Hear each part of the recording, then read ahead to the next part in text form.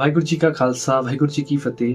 Welcome you all to the Virsa channel, where you all are enlightened with the light of Gurbani and you get knowledge about Sikh history, Sikh Ret Maryada, weekly based news, current issues, and more Gurbani related videos.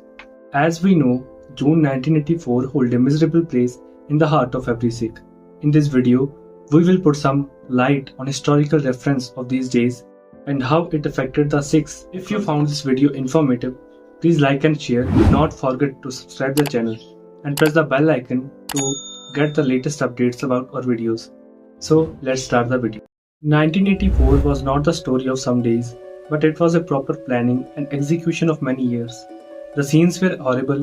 The Sikhs, including ladies and children, inside the Darbar Sahib complex, and the army in all the four directions surrounding the complex. Midnight of June 6, the troops, along with the arms, entered Sri Darbar Sahib, and Sri Akal Takht Sahib became their target.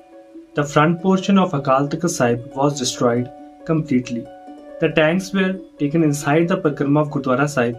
The armed forces compelled the Singhs to surrender, but they were firm in their faith and belief. In the morning, when Sardar Subheg Singh Ji went near the Nishan Sahib to overview the preparations done by the Singhs, he got fired, after which the Sant Jarnail Singh Ji Khalsa Bhindranwala with the other three Singhs did the ardas and came outside and were martyred.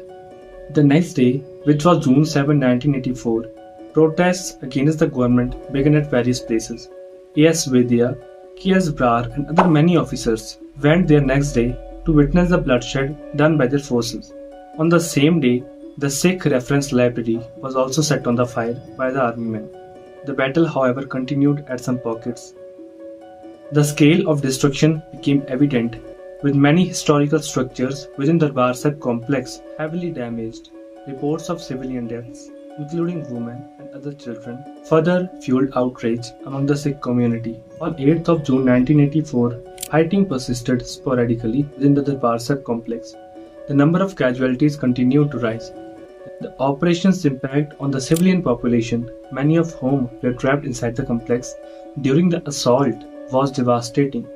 Majority of the Sikhs present inside the Akal Takht Sahib were martyred. Few of them were remaining. Sant Baba Jarnail Singh Ji Khalsa Bhindranwale and Bhai Amrik Singh Ji were martyred on June 6, and the remaining Singhs came forefront to fight. On the day of 8 June, former President Yani Zail Singh visited Sri Darbar Sahib, which was probably his first visit there after becoming the president. The Shabad which the Kirtaniya Singhs were singing was Kutta Raj Bahaliye, Fir Chakki Chatte, which means if a dog is seated on the throne, even then it will lick the floor mat. He himself witnessed the devastation that the army men has done, but he didn't pay much heed to it. On June 9, 1984, Operation Blue Star was declared over. The army took control of the Darbar Sahib complex and the administration seemed running by them. According to the army record, 554 Singhs and the Sangat along with Sant Jarnail Singh Ji Khalsa Bhindranwale were martyred and 83 military men died. But as said, it was only the army record. Brahma Chalani of the Associated Press, the only foreign reporter who managed to stay in the Amritsar despite the media blackout, reported via Telex Dispatch. These were the first non-agencies news reports mentioning 780 militants, civilians and 400 troops perished. Chalani also reported several Sikhs had been shot with their hands tied. He interviewed a doctor who said he was picked up by the army and forced to conduct postmortems, despite the fact he had never done any postmortem examinations before. In June 1984, Man Singh was inside the Golden Temple complex. Here are his relevant eyewitness accounts, excerpts from the report to the nation, Operation in Punjab. June 3 being Gurpurab, thousands of pilgrims had come, but suddenly there was a curfew. So the pilgrims and the 1300 Akali workers came to participate in the Dharamyudh Morcha and to court arrest. Could not leave. The Akali Jathas consisted of about 200 ladies, 18 children and about 1100 men, and all of them along with the thousands of Sangats were forced to stay back inside the temple complex. Most were living in the Guru Ramdas Sarah, some at Teja Singh Samundri Hall. Pan Singh prepared a 120-page list of martyrs in Gurmukhi script. The list details 706 individuals, martyrs' name, father's name, address, age, and their children. The number of Sikhs murdered during the June 1984 Kalukara remains unknown, while the most conservative estimates place the number of casualties around 675. Independent, reputable sources estimate a minimum of 10,000 casualties. Aftermath of Operation Blue Star was not so much better.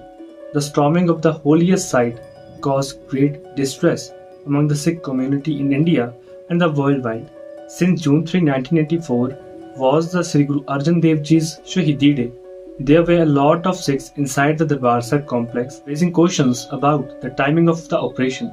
The damage to the Akal Takht in particular was seen as a desecration of the sacred site. In retaliation of the operation, Indira Gandhi was shot dead by her Sikh bodyguards Satwant Singh and Beyant Singh in October 1984. This sparked with anti-Sikh riots in Delhi and other regions of North India. The political landscape in the region was significantly altered with heightened demands for Sikh autonomy.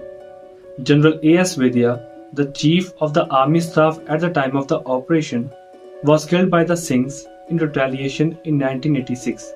The operation led to the mutiny of numerous Sikh soldiers in the Indian Army. Many Sikhs left their positions in their government administration. The broken Akal Takht Sahib was just the beginning. Then the reports came of the 37 other Gurdwaras that were attacked simultaneously to coincide with what happened in Amritsar. Some articles state more than 100 Gurdwaras. So there is a question, if only Bhindranwala was a threat, then what was the need to attack these Gurdwaras, as Bhindranwala was not there?